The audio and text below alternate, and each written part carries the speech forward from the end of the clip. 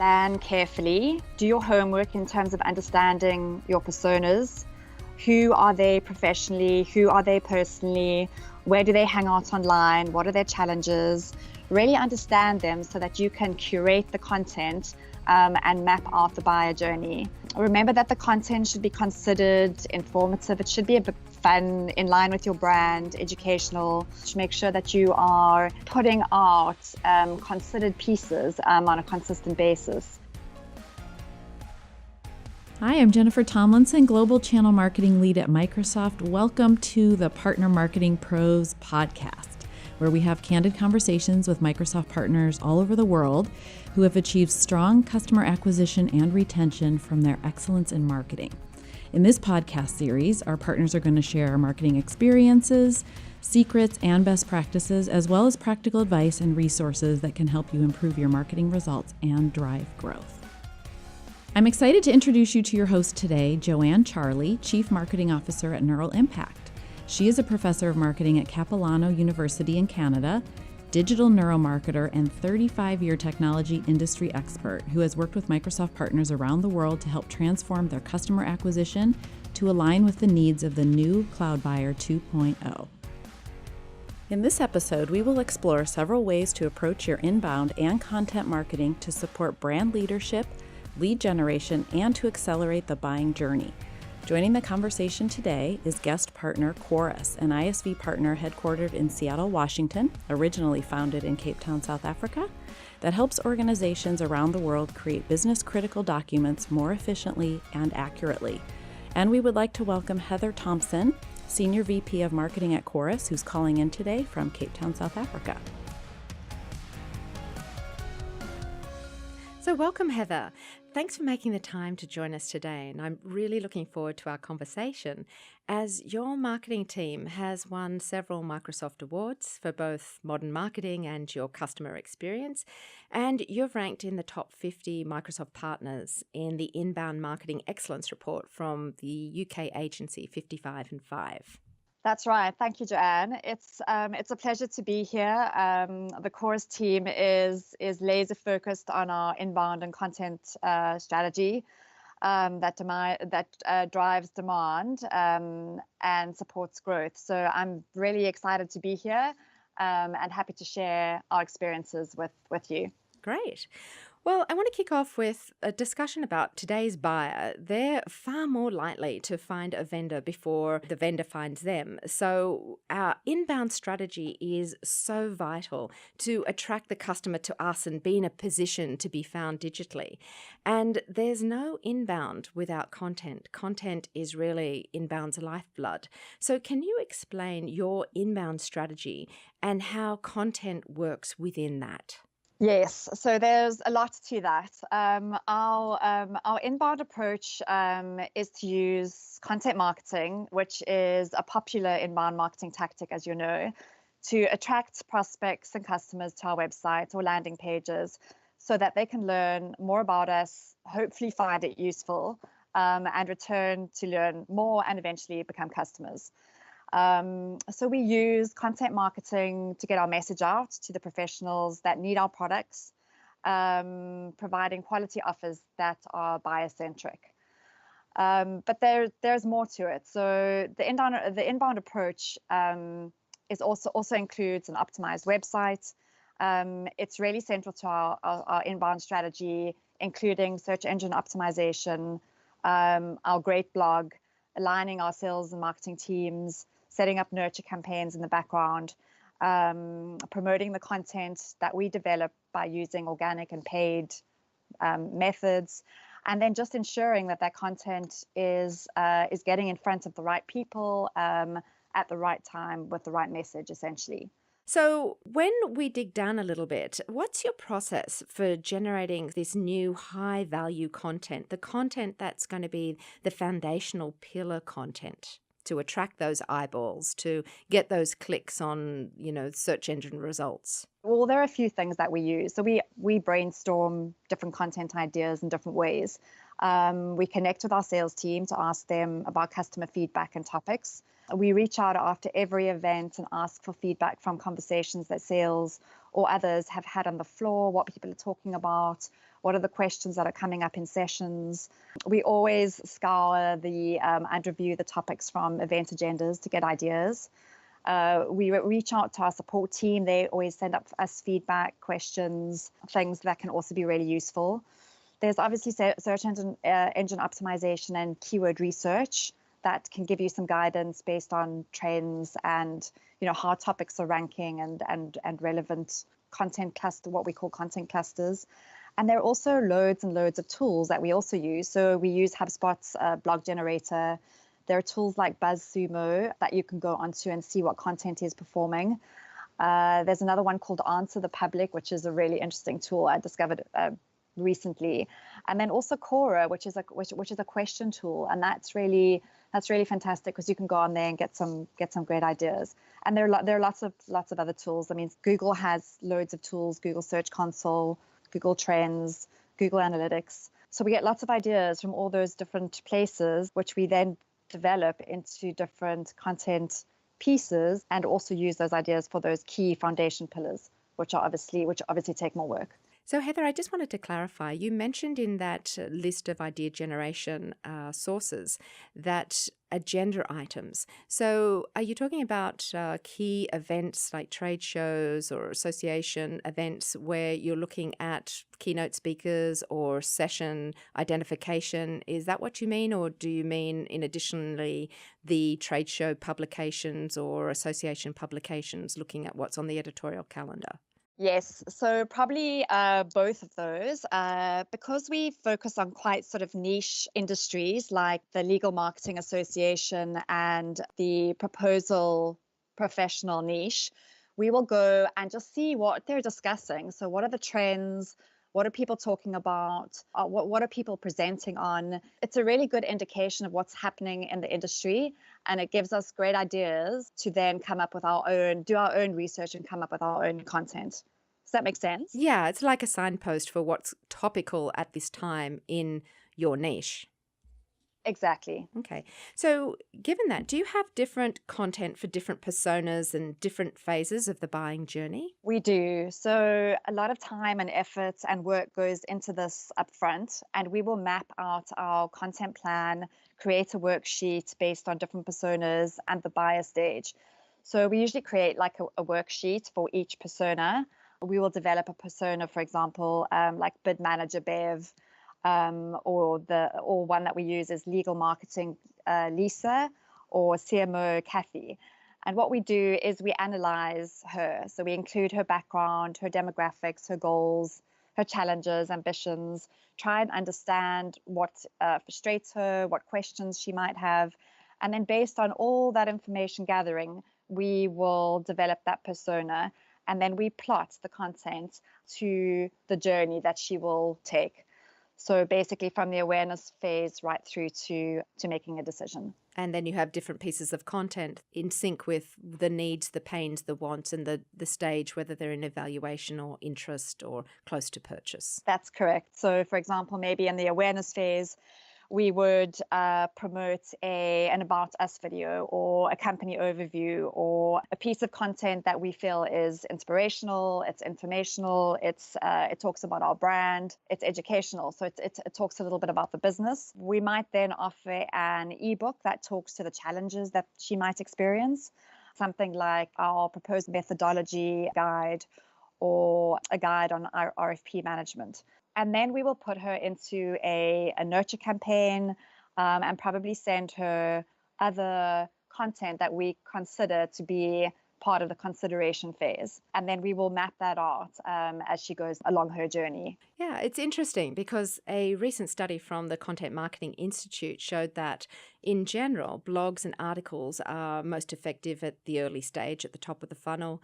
And then white papers come into their own sort of in that middle phase, and then case studies at the late stage. But you can experiment with how these content types are structured. So they can actually work across many stages. For example, you could take a case study, which is usually used in the latter stages, but could work wonderfully well at the top of the funnel if it's structured more as an educational piece. So the key here is not to start with a form and then apply it to the buying journey, but to start with the story and start with your persona and map out your content and apply these multiple outputs to that content. And then, test, measure, see what's working and what isn't. Just because one thing is the standard doesn't mean you have to follow that dogmatically. You need to understand what's best for your persona and your buyer journey. Absolutely. So when you've created this big foundational pillar piece, and that usually takes a lot of effort, how do you get the best bang for your buck? How do you make that work for you? So generally, we like to create a few big foundation pieces or long form pieces of content, either in a quarter or map them out for the year.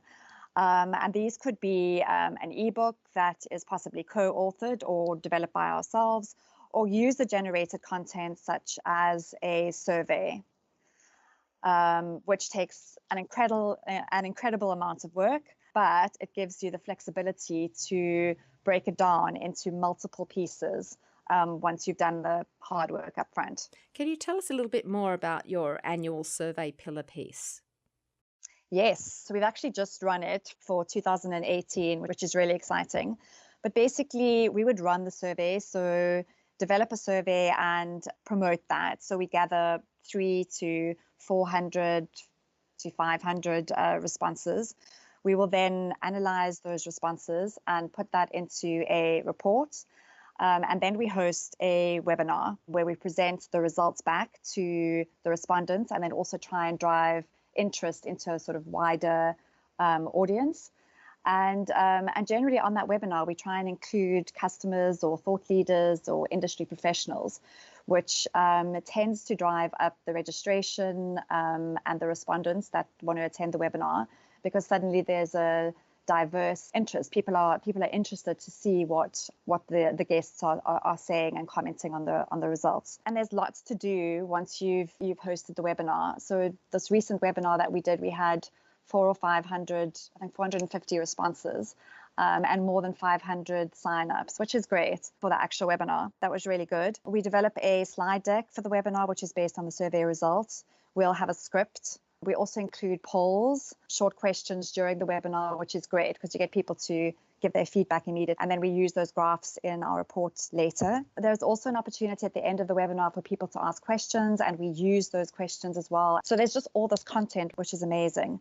We take all of that, we create a report, we pull out stats and things for social images and social campaigns. We create like shorter highlights, reels, and sort of snap short videos. We pull out the quotes from the guest speakers that were on the actual webinar. We create infographics from the stat. So there's just loads. There's just like tons of content. Yeah. So from my count, your survey pillar piece, this foundational piece that you invested a lot of effort into, you generate at least a dozen other content types, and that really makes that initial investment really pay off. And so this is very much in line with best practices on atomizing pillar content. And the standard is a sort of a 1-to-10 ratio. For every foundational piece, you should be able to generate 10 other smaller pieces and have those discrete pieces distributed far and wide. And it sounds like that's a strategy you're working off as well. Yes, definitely. Great. So this is probably very connected to this annual survey piece that you have, but what's been your best performing piece of content and what were the results? So I would say that our best performing piece of content is this annual survey. I mean, this is the 4th year that we've run it, and it generates visitors to our website. As I said, we experience an increase in downloads of the reports and also past reports.